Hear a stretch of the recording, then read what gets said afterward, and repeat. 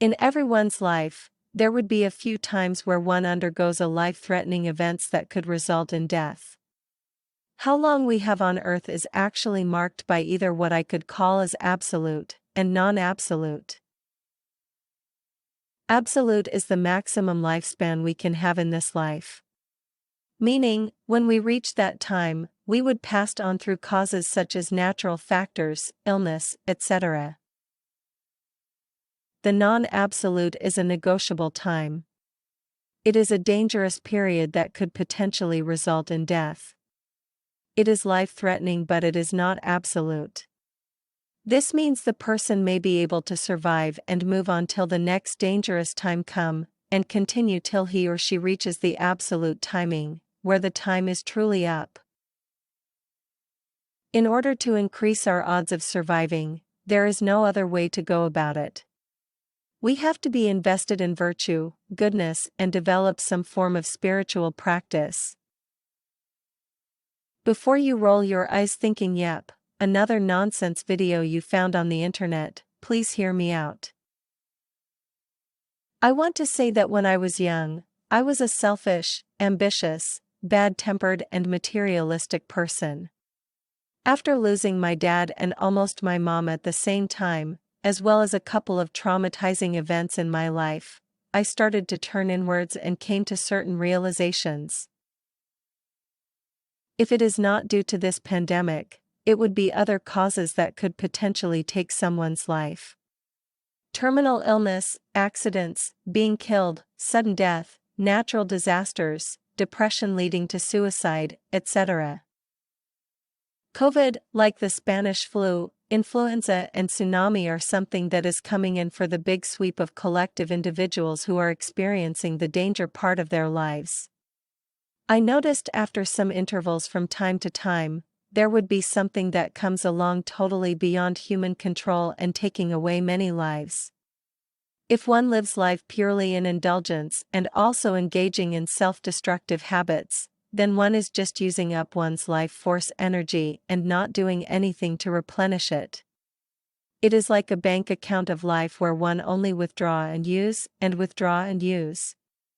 No deposit or doing anything to replenish. Just use and use. Eventually the account goes into near zero, or even negative balance. That means the life force depletes and the person's life would likely meet an end. The thing is, no one knows how long we have to live.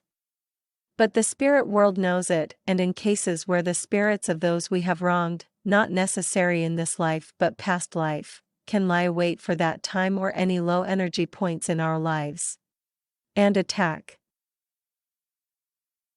How to increase your odds of survival for potentially dangerous periods of your life. I take it that you know precautions such as wearing masks and staying away from crowded areas, etc., as countless articles and videos talk about this. Therefore, in this video, I would cover the spiritual aspect. It is really simple and taught literally in all faiths in the world.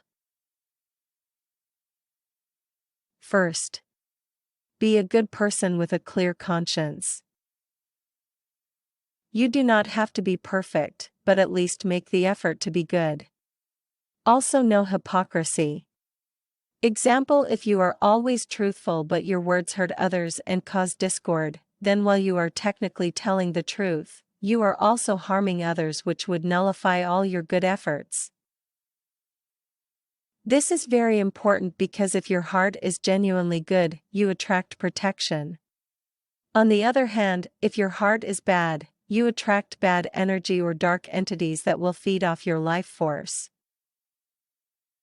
For example, I remember a story of a Muslim girl. She was staying in US while pursuing her studies. One night while she was walking back, she decided to take a shortcut to get home. She could see a guy standing at the end of the road. She was terrified as she had a bad feeling about the guy. She quickly said some prayers silently, asking for protection and safety. As she walked past the guy, she was relieved he did not attack her. He just stood there. The next day, she read in the local news that a woman was attacked and raped in the place around the same time she was there that night. She went to police station to report the case and managed to identify the same guy in a lineup. She was puzzled. By police record, the attack on the other woman happened just 10 minutes after she passed the place. Why didn't the guy attack her? She could not help it, and needed to know. She asked permission from the police and was allowed to speak to the guy. She asked him, "I passed by you before the victim. Why you did not attack me even though you saw that I was alone?" The guy said, "Yes, I saw you first. But why did you say you were alone? There were 2 men with you that time. One on your left and another on your right. Rest assured, had you been alone that night, I would have attacked you because you were there earlier." Second, make effort to minimize negative emotions. Do your best not to think ill of people, talk negative or talk trash or harm others. When you constantly give way to anger, ruminating, manipulative behaviors, you lower your vibrations. If you constantly give in to temper flares, have you ever noticed that it can come to a point where you can get so angry and ended up saying very, very mean things or caused physical harm to others? Like when you did these things, you felt like out of control. After that, when you cool down, you have no idea why it got so bad. Please be aware that there are entities that feed off from your negative energies. Because your vibration is lowered, it creates a lower and lower barrier till eventually, when it gets bad enough, a partial or even full spirit possession can happen. Third, work towards overcoming substance abuse like drugs, alcohol, and cigarettes. Each time you numb your senses with drugs and alcohol, not only you are affecting your health, you are creating large gaps in your energy or auric fields that enable spirit attachment from entities that once were addicts themselves when alive. The more you do it, the more of them attach to you, and the more you find it hard to break from that addiction. It is the same as having one-night stands or indiscriminate EX. During X, the negative energy, and often negative entities, enters your body directly. The effect is more damaging and long-lasting. Fourth, start spiritual practice to protect yourself, your family. Every faith teaches one on how to practice according to the principles of the faith itself. Follow them. But if your religious leader have the habit of bashing other religions to make their religion look good, stay away from following them because the energy is very negative. Just start off with 5 minutes a day the first thing you get up and before you go to sleep. Especially if you wake up every morning feeling drained instead of refreshed. Then you seriously need to just invest some time in it. Either in prayer, meditation, or chanting. Start with what you know and comfortable with. Request for protection, have gratitude for the things in your life, and send out good wishes to all beings. Initially, when you start, you may feel super tired or even annoyed and tempted to stop. Please continue on, and after a while, the feeling will go off. 10 years before my mom was diagnosed with tonsil cancer, she suddenly had the urge to start chanting.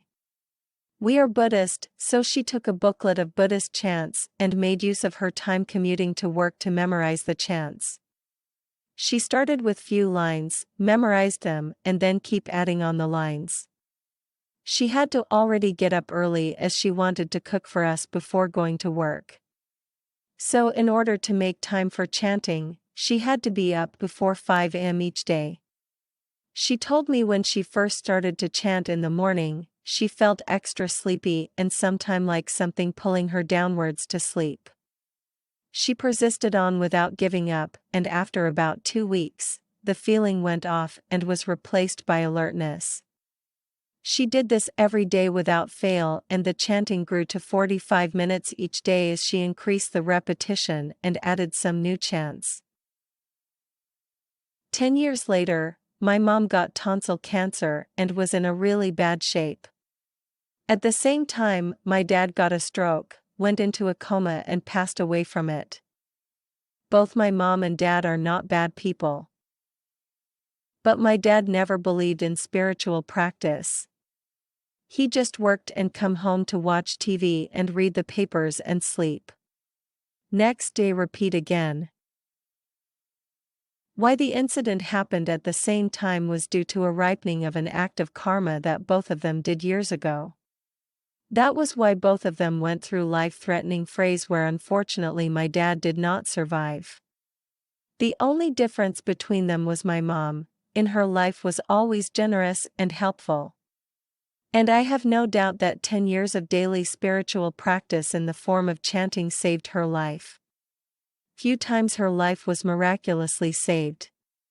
Like once she fell down in the middle of a busy road as the traffic light turned green.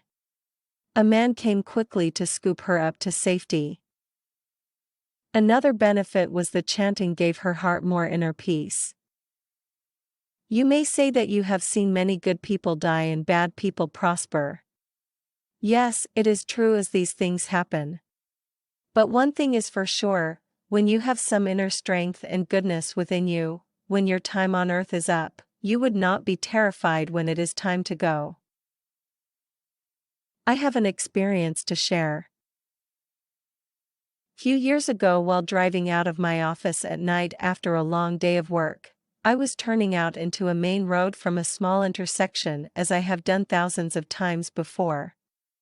I have no idea why I did not see the truck that was coming downhill at the main road.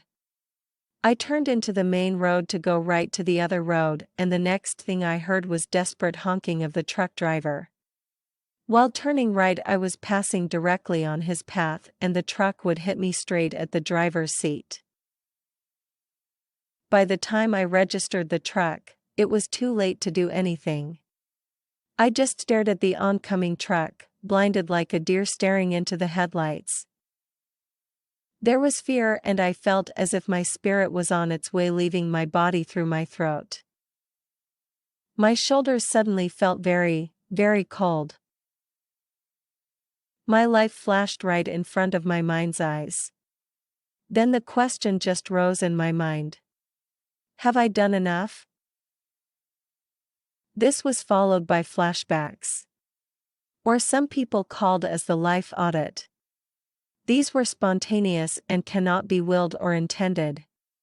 There were about 5 visions like snapshots, but each carried 1,000 words where it is intuitively understood by the heart. The time I took care of my mom when she was sick. Following my heart and pursuing spiritual practice in forest monasteries. Choosing a job that helped people instead of material gain. All right. My heart just accepted what was about to happen. I was going to die. My eyes met with the eyes of the truck driver. He had the look of absolute horror in his eyes. And I knew he really, really did not want to kill me. He was pressing on the brakes desperately. But since you are reading this right now, obviously I am still alive. In the last flashback, the vision that appeared was the one of my spiritual teacher. The feeling of peace was replaced by sadness. From the realization that I would never be able to see my teacher again. Or practice under her. Just as I felt that, what happened next was the truck, somehow as if by miracle, was able to brake on time. I could hear the sounds of the tires screeching along with the desperate honks. The truck came to a stop merely inches from hitting my driver's door.